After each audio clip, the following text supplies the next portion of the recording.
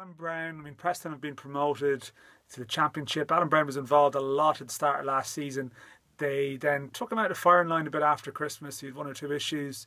Bigger, better clubs maybe were looking at him there, but the fact that they've been promoted, it's a good club. He's from Cork. He went across from the Cork City under-19 team, and within 6 months he'd put himself into the Preston side. Sort of a big, strong player, could play in midfield.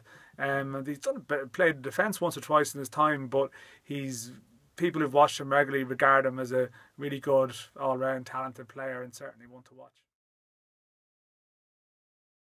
Yeah, I think we've spoken a bit about Darragh Lenihan before. He's a young lad at Blackburn who's been held up by injuries.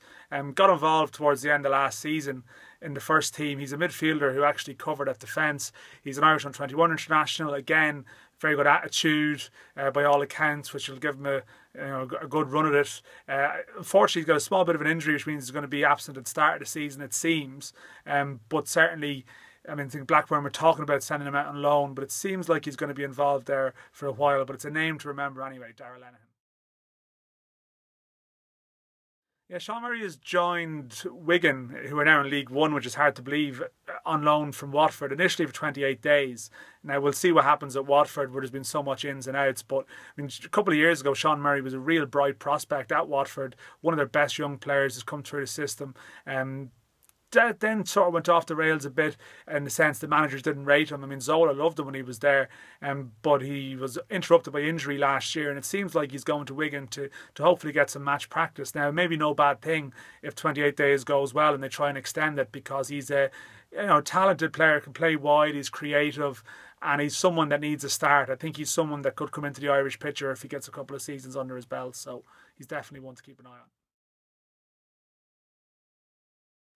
Yeah, but there's not a great amount of Irish strikers scoring goals in the lower leagues. I mean, Owen Doyle did last year and he got his move to Cardiff.